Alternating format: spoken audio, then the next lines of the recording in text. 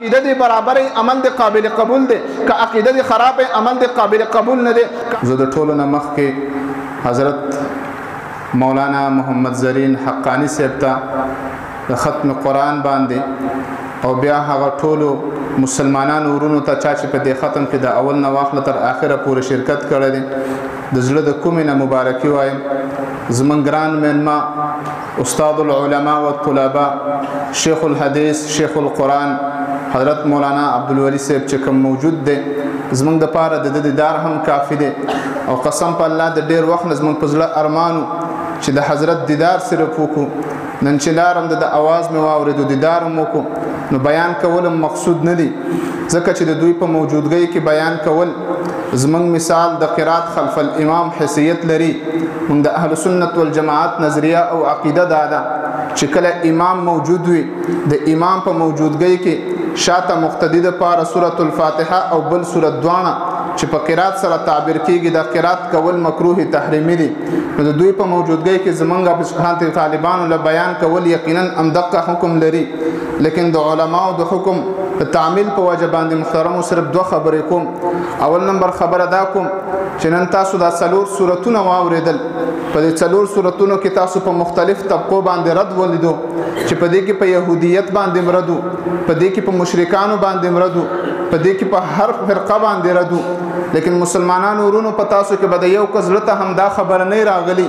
چې حضرت علامه صاحب په دې ټولو فرقو باندې رد وکړو شرپسندي وکړله انتشار خور کو یو کس په زړه کې به هم دانې راغلی ځکه د یهودیت ډله مخکې تېره شوې ده د نصرانیت ډله مخکې تېره شوې ده. زما او ستا په علاقه کې نن دغه ډله موجوده نه ده دغه د مشرکینو ډله مخکې تېره شوې ده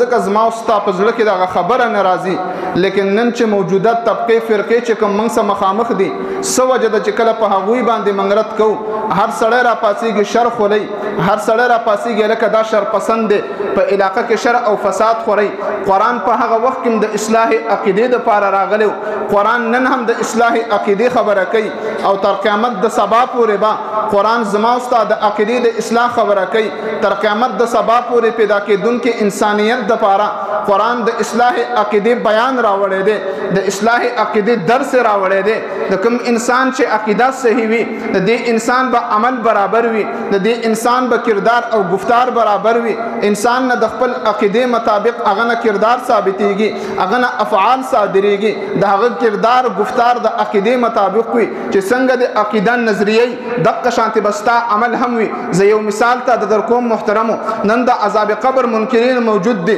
زما په علاقه کې یو کس راپاڅېږي هغه وایي یار موږ ته د نور څه ضرورت نشته دی زمونږ قاري صاحب زمونږ دپاره جهنم ختم کړی دی هغه وایي چې پس د مرګه نه د انسان جسم په شان د ګټ شي په دې قبر کې نه عذاب شته نه ثواب شته نه سوال شته لهذا سنتو ته څه ضرورت دی څلور رکعته فرض د ماسپښین لمونځ وکړه نور ته ضرورت نشته دی. دا وجه څه ده دغه انسان په خوله باندې دا خبره ولې راځي د هغه ذهن ته عقیده ورچولی شوې ده د هغه عقیدې په بنیاد باندې د هغه نه دغه عمل صادریږي د هغه د خولې نه دغه افعال صادریږي د هغه د خولې نه دغه اقوال صادریږي د هغه عمل د هغه د عقیدې مطابق دی. همدغه وجه ده چې د عقیدې بنیادي حیثیت لري چې د انسان کردار گفتار د عقیدې مطابق وي. دویم نمبر وجه د اصلاح عقیده علما بیانوي چې د انسان د عمل د قبولیت دارومدار د اصلاح عقیده باندې دی. که عقیده دی برابر عمل دی قابل قبول دی که عقیده دی خراب عمل دی قابل قبول نه دی. کعب بن اشرف له یهودیان را کعب بن اشرف په خپله باندې یهودي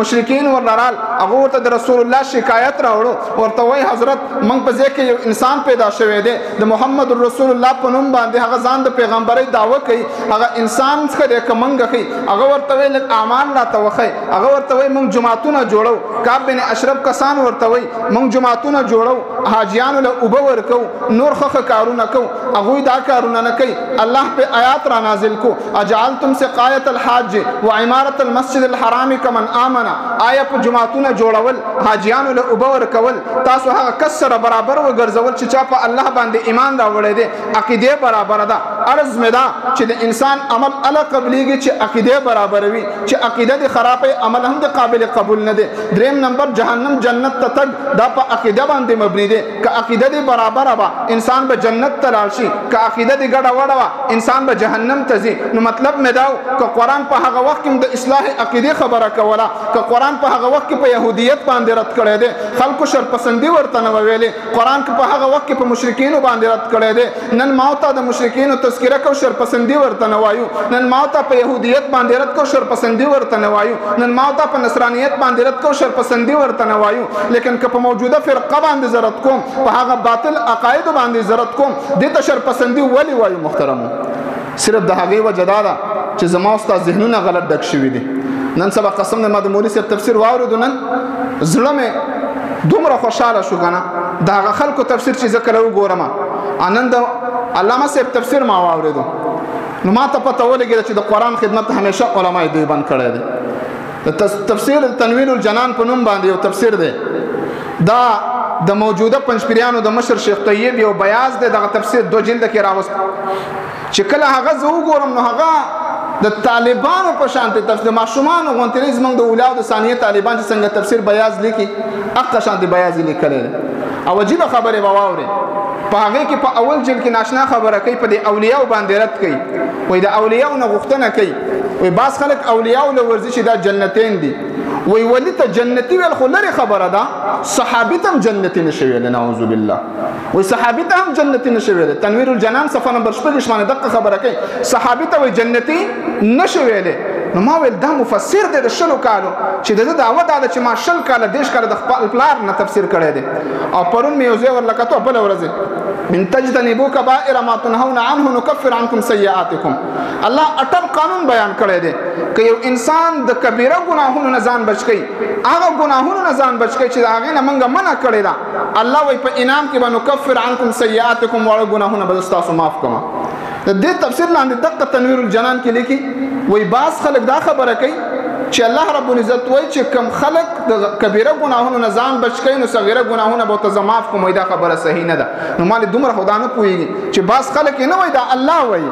دا د الله خبره ده ان تجتنبوا كبائر ما تنهون عنه نكفر عنكم سيئاتكم داسې خلکو نه به مفسرین جوړ شي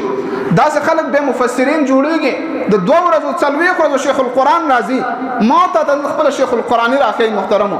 2 نمبر خبره مې درته دا کوله په علماء دیوبند باندې اعتماد وکړي په پټو سترګو باندې په اعتماد وکړي نن سبا قسم دی د انجوز هغه کردار ادا کیږي زمونږ په علاقو کې داسې حالات شروع دي طالبانو ته وایي ستاسو خرچه په موږ باندې ده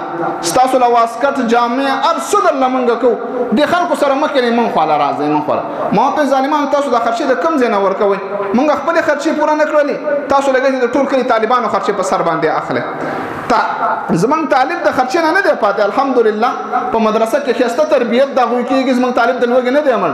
نه اوسه پورې موږ په لالچ په بنیاد راوستی هغې وجه دا ده موږ حقي الحمدلله په خپل حقانیت باندې موږ ته فخر دی د علماء دیوبند باندې موږ ته ناز او فخر دی د علماء دیوبند لاسونه او سرونه به زموږ په سرونو باندې وي انشاءالله العزیز په علماء دیوبند باندې په پټو سترګو باندې انشاءالله موږ اعتماد کوو خپل بچي به صرف او صرف علماء دیوبند ته لیږو زموږ تعاون به ناسته پاسته به ټوله انشاءالله علماء دیوبند سره سیده کنه انشاءالله العزیز واخر دعوانا ان الحمد لله رب العالمین